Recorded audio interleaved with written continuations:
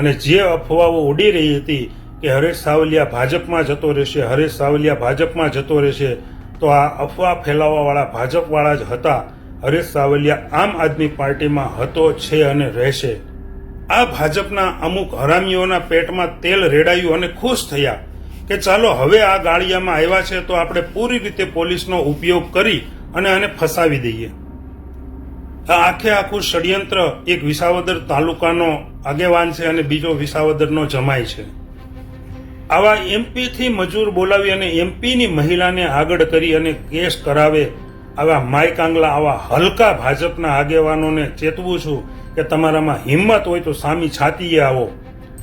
તમારી માનું દૂધ ધાવ્યા હોય તો તમે સામી છાતીએ આવો. પાછળથી ઘા કરવાના બંધ કરો. એટલી હિંમત છે કે તમારા જેવા કદાચ 10 લાખની 1 કરોડની કોઈને ખંડણી આપો ને તોય ઝૂકશે, ઝૂકો નથી અને ઝૂકશે પણ નહીં.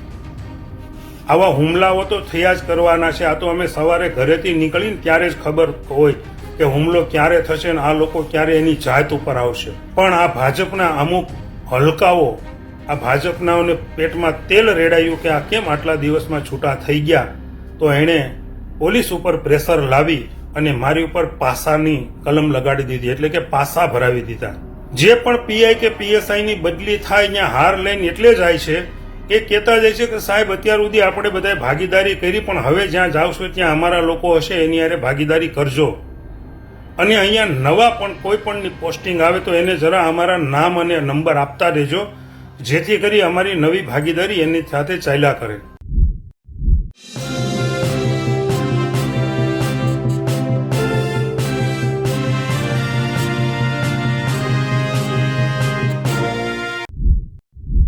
હરેશ સાવલિયા નામ તમે કદાચ નહીં સાંભળ્યું હોય, પણ હરેશ સાવલિયા એ જ હરેશ સાવલિયા છે જે આમ આદમી પાર્ટીના નેતા છે, વિસાવદરના છે. એમને કોઈ ને કોઈ બહાના હેઠળ સરકાર જેલમાં નાખતી આવી છે અને હવે તેઓ બહાર છૂટ્યા છે, એટલે કે બહાર આવી ગયા છે હાઈકોર્ટના આદેશથી. તેઓ પોતાની વાત મૂકી છે સોશિયલ મીડિયા ઉપર અને કઈ રીતે તેમને યાતનાઓ થઈ, કઈ રીતે તેઓ મજબૂત થયા, એ તમામ વાતો તેઓ મૂકી રહ્યા છે. નમસ્કાર, હું છું ચિંતામણી પુતનની પટેલ. સ્વાગત છે આપનો મારા વિશેષ કાર્યક્રમમાં. આવો સાંભળીએ હરીશ સાવલિયાએ પાર્ટ 1 તરીકે વિડીયો જાહેર કર્યો છે ને તેમાં તેઓ શું કહી રહ્યા છે. જય હિન્દ, જય જવાન, જય કિસાન. મિત્રો, છેલ્લા ઘણા સમય પછી આજે મળવાનું થયું, એટલે કે લગભગ 65 દિવસ બાદ આજે વિડીયોના માધ્યમથી આપ સર્વ મિત્રો, પાર્ટીના કાર્યકર્તાઓ તેમજ ખેડૂતોને આ મળવાનો મોકો મળ્યો. મિત્રો, 65 દિવસ પહેલા શું થયું એ તો આપ બધા જાણો જ છો. ટેકાના ભાવની ખરીદી વિસાવદરમાં ચાલતી હતી, ત્યાં બેફામ ખેડૂતો લૂંટાતા હતા. તમામ ખેડૂતો પાસેથી વજન કરવાના પૈસા, માંડવી પાસ કરવાના પૈસા 1500 રૂપિયાથી લઈ અને 15,000 સુધી ખેડૂતો લૂંટાતા હતા. પણ આ ખેડૂત પણ એટલા બધા લાચાર હતા કે કંઈ બોલતા નહોતા અને ખુશી ખુશી કયો તો ખુશી ખુશી અને દાબ દબાણથી કયો તો દાબ દબાણથી આ હરામીઓને પૈસા આપી દેતા હતા. કારણ કે 2-5 હજાર કે 15,000માં પોતાની મગફળી પાછી લઈ જવી અને એના ખર્ચા ચડાવવા અને સમય બરબાદ કરવો, એના કરતાં ખેડૂતો એવું વિચારતા હતા કે ભાઈ આને ગુડી ગયો તો આપણું કામ પતી જાય. આ લોકો ખોટી રીતે મગફળી રિજેક્ટ કરી અને આ પૈસા પડાવવાનું કારસ્તાન કરી રહ્યા હતા. જો પૈસા આપો તો મગફળી પાસ, પૈસા આપો તો તમારી મગફળી ગમે તેવી હોય એ ચાલતી હતી, તો એનો મતલબ એવો છે કે ઉપલા લેવલે મગફળી જ્યાં પણ આ ખરીદી કરતા હતા એ લોકોની ગોડાઉનમાં મગફળી ચાલતી હતી. તો જ પૈસા લઈ લે અને મગફળી હાલે એટલે ગોડાઉનમાં જતી હોય. બાકી તો આ લોકો એની ઘરે તો ગોડાઉન ભરતા નહોતા કે ભાઈ ખરાબ મગફળી હોય, નબળી ગુણવત્તાની હોય તો ઘરે મોકલી દો, એવું તો થતું નહોતું. તો એનો મતલબ સીધો હતો કે ખેડૂતો લૂંટાતા હતા. ખેડૂતોને લૂંટવાનું આ કારસ્તાન આ ભાજપના મળતિયાઓ ચલાવી રહ્યા હતા. એવામાં ત્યાં જઈ અને અવાજ ઉઠાવ્યો, વિરોધ કર્યો, એવો કોઈ ઘટના નથી બની કે જેથી કરી અને 60 દિવસ સુધી જેલમાં જવું પડે. માત્ર બોલાચાલી થઈ. એવામાં આ ભાજપના અમુક હરામીઓના પેટમાં તેલ રેડાયું અને ખુશ થયા કે ચાલો હવે આ ગાળિયામાં આવ્યા છે તો આપણે પૂરી રીતે પોલીસનો ઉપયોગ કરી અને આને ફસાવી દઈએ. આ આખું ષડયંત્ર એક વિસાવદર તાલુકાનો આગેવાન છે અને બીજો વિસાવદરનો જમાઈ છે. આ વિસાવદર તાલુકાના આગેવાન અને વિસાવદર તાલુકાના જમાઈએ મળી અને આ કારસ્તાન કર્યું. મારી ઉપર 307 લગાડી હોત, 302 લગાડી હોત, 326 લગાડી હોત તો મને વાંધો નહોતો, પણ આ હલકાઓએ મારી ઉપર છેડતીની કલમ લગાવી.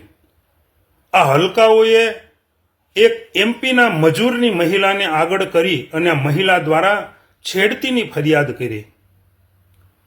આ મગજમારી જે કંઈ થઈ હતી એ બપોર પહેલા થઈ હતી અને ફરિયાદ ક્યારે થઈ?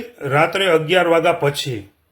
તો 11-12 કલાક સુધી આ લોકોએ પ્લાનિંગ કર્યું અને એ પ્લાનિંગ ક્યાં બેસીને થયું, આ મજૂરને ક્યાં બોલાવ્યા, એને કેટલા પૈસા આપ્યા, અત્યારે એ મજૂર ક્યાં છે, એ બધી આ લોકોનું એક ષડયંત્ર, આ લોકોની એક ચાલ હતી. 12 કલાક પછી એફઆઈઆર કરવામાં આવી અને આપણી પણ શાણી પોલીસ, સમજદાર પોલીસ કંઈ પણ જાણા જોયા વગર સીધી એફઆઈઆર લઈ લીધી અને હરેશ સાવલિયા એટલે મારી અને મારા 2 મિત્રોની ધરપકડ કરવામાં આવી. મિત્રો, આટલું બધું થયું ત્યાં સુધી ભાજપનો કોઈ આગેવાન કે કોંગ્રેસનો કોઈ આગેવાન આગળ ન આવ્યા. મોટા મોટા બણગા ફૂંકતા હતા ખેડૂત નેતા પાઘડીઓ વાળી નીકળતા હતા, ખંભે હળ લઈ નીકળતા હતા, માર્કેટિંગ યાર્ડમાં સભાઓ કરતા હતા કે અમે ખેડૂત નેતાઓ છીએ. તો આ જ્યારે બનાવ બન્યો ત્યારે હું કોઈ પાર્ટીનો ખેસ કે કોઈ પાર્ટી તરફથી નહોતો ગયો, હું માત્ર ને માત્ર ખેડૂતો માટે ગયો હતો. ત્યારે એક પણ ભાજપના કહેવાતા કે કોંગ્રેસના કહેવાતા ખેડૂત આગેવાનો એક શબ્દ નથી બોલ્યા. એના મોઢામાં જાણે મગ ભરાઈ ગયા હોય અથવા તો ટિકિટની લાલસા હોય. આવી એક પણ વાતમાં ખેડૂત નેતા આગળ ન આવ્યા. આ બધું ખેડૂતો અને વિસાવદરની જનતા અને ગુજરાતની જનતા જાણે છે. વિસાવદર પોલીસ સ્ટેશનમાંથી કોઈ પોલીસનું બદલી થાય તો આ ભાજપના અને કોંગ્રેસના આગેવાનો ત્યાં ફૂલ લઈ, ગુલદસ્તા લઈ, હાર લઈ અને પોલીસ સ્ટેશનમાં પહોંચી જાય છે એમને વિદાય સમારંભમાં. આ ખેડૂતો ઉપર જ્યારે આ જુલમ થયો ત્યારે એક પણ ન આવ્યા. આ પોલીસ સ્ટેશનમાં હાર અને ગુલદસ્તા લઈને જાય એનું કારણ છે કે આ લોકોની પોલીસ હારે ભાગીદારી છે. જે પણ પીઆઈ કે પીએસઆઈની બદલી થાય ત્યાં હાર લઈને એટલે જાય છે એ કહેતા જાય છે કે સાહેબ અત્યાર સુધી આપણે બધાએ ભાગીદારી કરી, પણ હવે જ્યાં જાવશો ત્યાં અમારા લોકો હશે એની હારે ભાગીદારી કરજો. અને અહીંયા નવા પણ કોઈ પણની પોસ્ટિંગ આવે તો એને જરા અમારા નામ અને નંબર આપતા રહેજો, જેથી કરી અમારી નવી ભાગીદારી એની સાથે ચાલ્યા કરે. માત્ર ને માત્ર આટલું જ કારણ છે. આ પોલીસ, ભાજપ અને કોંગ્રેસના અમુક લોકો આ પોલીસની સાથે બધા એકબીજા ભાગીદારીથી આ બધા દારૂના અને ગમે તેવા 2 નંબરના ધંધાઓ કરે છે. એટલે જ તો ફૂલ લઈ અને એનું સન્માન કરવા જાય છે. કેમ કોઈ ખેડૂત નેતા માર્કેટિંગ યાર્ડમાં કે આ કડદા વિરુદ્ધ ન બોલ્યા? એટલે એનો મતલબ સીધો છે કે આ લોકોને જનતાની કે ખેડૂતની કંઈ પડી નથી. માત્ર ને માત્ર પોતાના કાળા ધંધા કેવી રીતે ચાલે એના માટે પોલીસ હારે સેટિંગ કરી અને મારા જેવા અને મારા મિત્રો જેવાના લોકો ઉપર કેસ કરી અને જેલમાં ધકેલી દેવાનું કામ આ ભાજપના લોકો કરી રહ્યા છે. કાંઈ વાંધો નહીં, હું તો ભાજપના એ લોકોનો આભાર માનીશ કે તમે 60 દિવસ સુધી મને જેલમાં બંધ રાખ્યો. આ લોકોને એમ હતું કે ટૂંક સમયમાં તાલુકા જિલ્લાની સ્થાનિક સ્વરાજની ચૂંટણી આવી જશે અને હરીશ સાવલિયા જો જેલની અંદર હોય તો આપણે ચૂંટણી જીતી જશું. પણ તમે હજુ ક્યાંક ને ક્યાંક ભૂલ ખાવશો. હરેશ સાવલિયા જેલમાં હોય કે જેલની બહાર હોય, ચૂંટણી તો જનતા લડવાની છે, ચૂંટણી તો ખેડૂતો લડવાના છે. કોઈ કાળે ખેડૂતો તમને આ વખતે જીતવા દેવાના નથી અને આ વખતે તમે ચૂંટણી હારશો એ 100%ની વાત છે. અને તૈયારીમાં રહેજો, કારણ કે અમે તો સત્તાને વિરુદ્ધમાં છીએ. એટલે અમે તો જેલમાં રહીએ કે ઘરે રહીએ કે રોડ ઉપર રહીએ અમને કંઈ ફેર ના પડે. પણ તમે અત્યાર સુધી મલાઈ ખાધી છે. તમે અત્યાર સુધી 6:45 પછી તમને ભાન ન હોય એવા ધંધા કર્યા છે. એટલે તમને જેલ ખૂબ અઘરી લાગશે. એટલે અત્યારથી તમે સાવધાન થઈ જજો, કારણ કે જેલમાં તમારે જવાનું છે એ તો ફાઇનલ છે. તમે ખૂબ કાળા કામો કર્યા છે. અમને તો ખોટી રીતે પૂરી દીધા, પણ તમે તો ખૂબ કાળા કામો કર્યા છે. આ તમારા કાળા કામનો ચોપડો આજ નહીં તો કાલે ખુલશે ને ખુલશે જ. એટલે તમે પણ તૈયારીમાં જ રહેજો. જેલ જવા માટે એક થેલો ભરી જ રાખજો. મિત્રો, વિસાવદરથી ધરપકડ કરી અને અમને જુનાગઢ જેલમાં ધકેલવામાં આવ્યા. જુનાગઢ જેલની અંદર બીજા જ દિવસે એટલે કે સાંજે અમને જેલમાં પૂરવામાં આવ્યા અને સવારમાં જ 8 થી 9 અજાણ્યા લોકો દ્વારા મારી ઉપર ત્યાં હુમલો કરવામાં આવ્યો.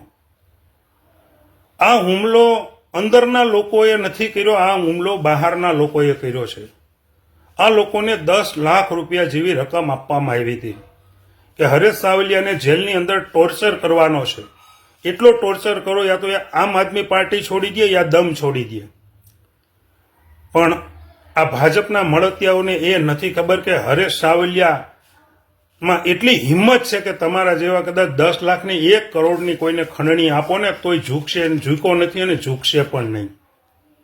આવા હુમલાઓ તો થયા જ કરવાના છે. આ તો અમે સવારે ઘરેથી નીકળીને ત્યારે જ ખબર હોય કે હુમલો ક્યારે થશે ને આ લોકો ક્યારે એની જાત ઉપર આવશે. અમે રોજ સવારે આ વિચારીને જ નીકળીએ છીએ. એટલે 10 લાખ રૂપિયામાં સોપારી આપવામાં આવી હતી. હું એક પણ વ્યક્તિને ત્યાં ઓળખતો નથી, એક પણ વ્યક્તિ મને ઓળખતા નહોતા. એમ છતાં પણ જેલમાં આ લોકો પાસે અમારા ત્રણેયના ફોટા હતા. એટલે કે મારો, રવિ ડોબરિયા અને ભદ્રેશ બાબરિયાના એમના ફોટા હતા એમની પાસે. એ ક્યાંથી આવ્યા એ અમે અમારી નજરે જોયા છે. ત્યાં લોકો ફોટો લઈને ફરતા હતા કે આ 3 લોકો છે. એટલે જેલની અંદર આ ફોટાઓ પણ પહોંચાડી દેવામાં આવ્યા છે. હુમલો મારી ઉપર થયો. 8 થી 9 લોકો દ્વારા હુમલો મારી ઉપર કરવામાં આવ્યો. એમ છતાં પણ 307 જેવી ગંભીર કલમ પણ મારી ઉપર લગાડવામાં આવી. તો આ કેટલા અંશે આ વ્યાજબી છે. જેલની અંદરથી એક છોકરાને ઊભો કર્યો, બધા સાક્ષીઓ છે, ઘણા બધા અહીંયા આઈ વિટનેસ છે. એ છોકરો ત્યાં હતો જ નહીં. એ છોકરાએ પોતાના હાથમાં બ્લેડ મારી, હાથથી જ બ્લેડ મારી અને આ છોકરો સિવિલની અંદર દાખલ થઈ ગયો અને એસ્ટ્રોસિટી જેવી કલમ લગાડવામાં આવી. સાથે સાથે 307 જેવી ગંભીર કલમ પણ લગાવવામાં આવી. તો મારે પોલીસને ના તંત્રને પણ પૂછવું છે કે આટલી બધી ગુલામી તમે શા માટે કરો છો? તમે જનતાના ટેક્સના પૈસાનો પગાર લ્યો છો. તમારા મા બાપ, તમારા બાળકો, તમારી પત્ની આ બધા જનતાના ટેક્સના પૈસે રોટલા ખાય છે. આ ભાજપની આટલી બધી ગુલામી કેમ? 307 જેવી ગંભીર કલમ, એને તમે વાંચજો કે 307 ક્યારે લાગે. કે જે કોઈને માથામાં વાગ્યું હોય એને 21 દિવસ સુધી ખાટલામાં એટલે કે હોસ્પિટલની અંદર એડમિટ રહે તો 307ની કલમ લાગે. આ લોકો તો 21 સેકન્ડ નથી રહેતા. 21 સેકન્ડે 21 મિનિટ આ લોકો હોસ્પિટલ નથી રહેતા અને મારા જેવા ઉપર 307ની કલમ લાગી જાય છે. એ પણ એણે હાથે બ્લેડ મારીને. એટલે યા તો પોલીસ આંધળી છે, યા તો તંત્ર આંધળું છે, યા પછી પોલીસ કોઈના દબાણમાં કામ કરી રહી છે. પણ કાંઈ વાંધો નહીં, સમય બધાનો આવશે જ. મિત્રો, 23 દિવસ પહેલા કેસમાં જેલમાં રાખ્યા, બીજા કેસમાં 9 દિવસ રાખ્યા. આટલેથી આ લોકો ધરાણા ને આને એમ થયું કે ન્યાય મંદિરે આને કેમ છૂટા કરી દીધા. પણ ન્યાય મંદિર એ ન્યાય મંદિર છે, એ કોઈના બાપની જાગીર નથી. ન્યાય મંદિર સાચો ન્યાય કરે એ અમને પણ વિશ્વાસ હતો. તો ન્યાય મંદિરે સાચો ન્યાય કર્યો અને અમને જામીન મુક્ત કર્યા. પણ આ ભાજપના અમુક હલકાઓ, આ ભાજપનાઓને પેટમાં તેલ રેડાયું કે આ કેમ આટલા દિવસમાં છૂટા થઈ ગયા. તો એણે પોલીસ ઉપર પ્રેશર લાવી અને મારી ઉપર પાસાની કલમ લગાડી દીધી, એટલે કે પાસા ભરાવી દીધા. બીજા જ દિવસે પાસા ભરાવ્યા અને પોલીસ મારી ધરપકડ કરવા રાત્રે 2:30 વાગે ઘરે આવી. જાણે કોઈ મોટા આતંકવાદીને પકડવા માટે આવતા હોય એમ 50 પોલીસવાળાનો કાફલો રાત્રે 10 ગાડીઓ લઈ અને મારી ધરપકડ કરવા આવી અને આખી સોસાયટીમાં ધમાલ કરી મૂકી. આ લોકો મારા લોકેશન ઉપર જ આવ્યા હતા. મારો ફોન ચાલુ જ હતો. તો મને ફોન કરીને બોલાવ્યો હતો. હું હંમેશા હાજર તો છું. પોલીસને આજ દિવસ સુધી મેં સન્માન આપ્યું છે, કાયદાને મેં સન્માન આપ્યું છે. જ્યારે જ્યારે પણ પોલીસનું આમંત્રણ આવ્યું ત્યારે ત્યારે હું સામે ચાલી અને પોલીસને સહકાર આપવા માટે હું આગળ આવ્યો છું. તો આ વખતે કેમ આવું થયું? જ્યારે જ્યારે કેસ થાય ત્યારે પોલીસ કેમ ધાડા ઉતારે છે અમને પકડવા માટે? શું અમે આતંકવાદીઓ છીએ? શું અમે હથિયારો રાખીએ છીએ? શું અમે રિવોલ્વર પિસ્તોલો રાખીએ છીએ કે અમે કોઈને મારી નાખ્યા છે, મર્ડર કરી નાખ્યા છે? અમે ગમે ત્યારે ધમાલ મચાવી દઈએ છીએ? આ પાસા જેમાં જે તમે જે મને ધકેલો એ પાસા શું છે? એ પાસા જાણો કે પાસા તમારે હું ભાજપવાળા કહે એટલે સીધા પાસા કરી દેવાના? પણ કંઈ વાંધો નહીં, એની પણ અમે સજા ભોગવી લીધી. એમાંથી પણ અમને ન્યાય મંદિરે ન્યાય આપ્યો અને અમને જામીન ઉપર મુક્ત કરી દીધા. પણ આમાં હું ભાજપનો ખૂબ આભાર માનીશ કે અભિમન્યુએ જેમ 6 કોઠા એમની માના પેટમાં જ જાણી લીધા હતા, 6 કોઠાનું યુદ્ધ એની માના પેટમાં હતો ત્યારથી જ જાણતા હતા, એવી રીતે અમે 6 કોઠા તો વિસાવદરની ધરા જીતી અને આ ભાજપના મોઢા ઉપર તમાચો મારી અને 6 કોઠા તો હું પણ જાણી ગયો હતો. પણ આ 7મો કોઠો જે ભાજપ અપનાવી રહી છે એ નહોતા જાણતા. એ 7મો કોઠો અડધો મેં જુનાગઢની જેલમાં જાણ્યો અને બાકી રહી ગયો તો અમદાવાદની સાબરમતી જેલમાં અડધો જાણી લીધો. એટલે 7મો કોઠો પણ અત્યારે હું ખૂબ સારી રીતે જાણું છું. આ 7મો કોઠો કેવી રીતે જીતવો એ ખૂબ સારી રીતે સાબરમતી જેલમાંથી હવે શીખીને આવ્યા છીએ. સાબરમતી જેલમાં પણ ઘણા બધા એવા ભાજપથી જે ભાજપનું કામ નથી કરતો એવા નહોતા કરતા એવા લોકોને ભાજપે સાબરમતીમાં ધકેલી દીધા. એવા ઘણા લોકો મને ત્યાં મળ્યા. ત્યાં કલેક્ટરો છે, પીઆઈ છે, પીએસઆઈ છે, વકીલો છે, ડોક્ટરો છે, રાજકીય આગેવાનો છે, તમામ લોકો મળ્યા. તમામ લોકો સાથે વાત કરી, તમામ લોકો સાથે બેઠા. 7મો કોઠો કેવી રીતે જીતવો એ હવે સાબરમતી જેલમાંથી જ અમે શીખીને આવ્યા છીએ. એટલે હવે તમે પણ જાગતા રહેજો. ટૂંક સમયમાં આગામી સમયમાં ચૂંટણીઓ આવી રહી છે. તાલુકા જિલ્લાની ચૂંટણીઓ હવે માત્ર ને માત્ર આજથી ગણો તો 2 મહિના બાદ જ આવી રહી છે. તો આ તાલુકા અને જિલ્લાની ચૂંટણીમાં ભ્રષ્ટ ભાજપને આવા લોકોને જે એક વિસાવદરમાં ષડયંત્રો રચી અને ચૂંટણી જીતવા નીકળ્યા છે અથવા તો ભૂતકાળમાં ચૂંટણી જીતવા નીકળાતા આખી સરકાર લાગી ગઈ હતી એમ છતાં પણ હારી ગયા.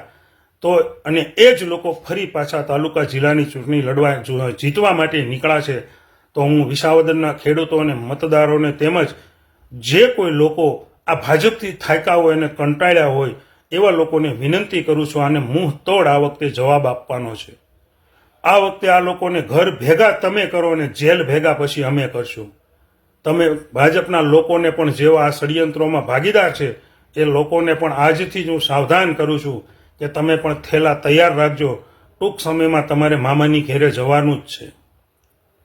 એટલે ખોટી કાંઈ વાતો કરવી અને આ ખોટી રીતે જેલમાં ધકેલવા ભાજપની જે પ્રણાલી છે, આ પ્રણાલી તમને એવું હોય કે અમે જ કંઈક કરી શકીએ પણ આ તમે અમને શીખવાડો છો કે કેવી રીતે ષડયંત્ર કરાય. આ ષડયંત્રનો ભોગ તમે પણ આજ નહીં તો કાલે બનશો. આ પણ મને વિશ્વાસ ને પણ ભરોસો છે. એટલે લોકોને નમ્ર વિનંતી છે કે આવા લોકોને ઓળખો. આવા લોકોને માત્ર ને માત્ર દારૂ પીવા ને દારૂ વેચવા, ગાંજો પીવો ને ગાંજો વેચવો, 2 નંબરના ધંધાઓ કરવા, સારા લોકોને જેલના સળિયા પાછળ ધકેલી દેવા, ખેડૂતોને લૂંટવા સિવાય આ લોકો પાસે બીજું કાંઈ કામ નથી. માત્ર આ એના ધંધા, એના જે કાંઈ જાકુબના કામો છે ને બંધ થઈ જવાની બીક છે. એટલા માટે જ તો આવા ષડયંત્રો રચી રહ્યા છે.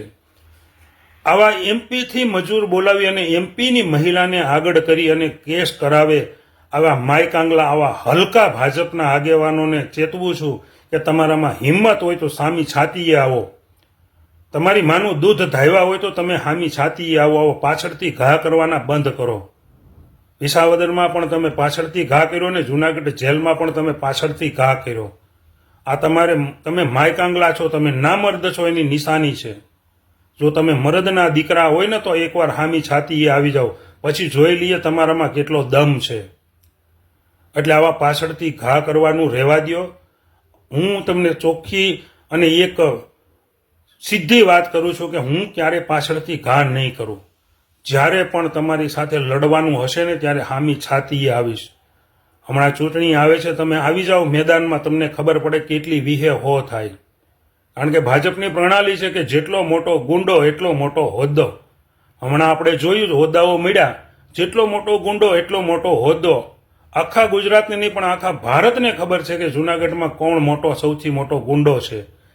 સૌથી મોટા ગુંડા એને સૌથી મોટા હોદ્દા આપવાની પ્રણાલી આ ભાજપની છે.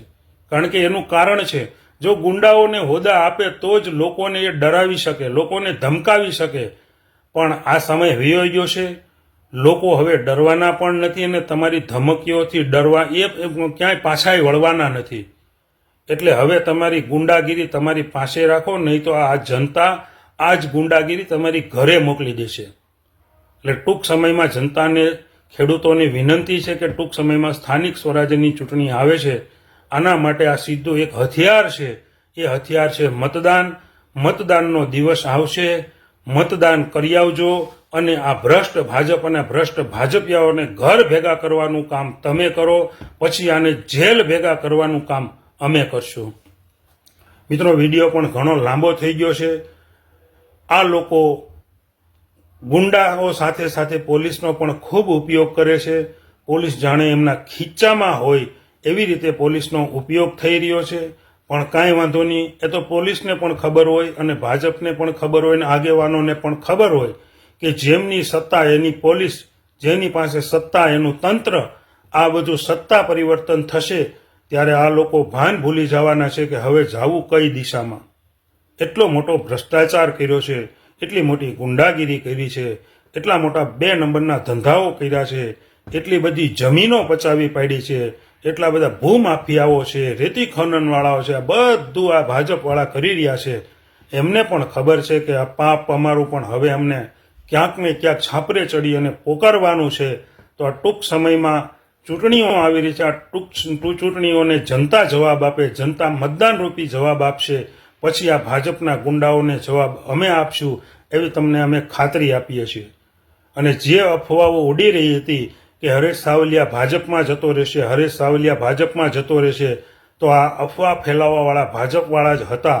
હરેશ સાવલિયા આમ આદમી પાર્ટીમાં હતો, છે અને રહેશે. કોઈ ભાજપવાળામાં એ તાકાત નથી કે મને ડરાવી શકે, ધમકાવી શકે. આ તમારી પાસે પિસ્તોલ હોય તો ગોળી તમે મારી શકો અને મને ઉપર સ્વર્ગવાસ સુધી પહોંચાડી શકો, બાકી એનાથી બીજું તમે વિશેષ કંઈ ન કરી શકો. એ મને મારી જાત ઉપર ભરોસો છે. એટલે ભાજપમાં જવાવાળી વાત, એ વાત હવામાં છે. ભાજપવાળાઓએ જ હવામાં ઉડાડી છે. આ વાત ખોટી છે. હું ક્યાંય જવાનો નથી.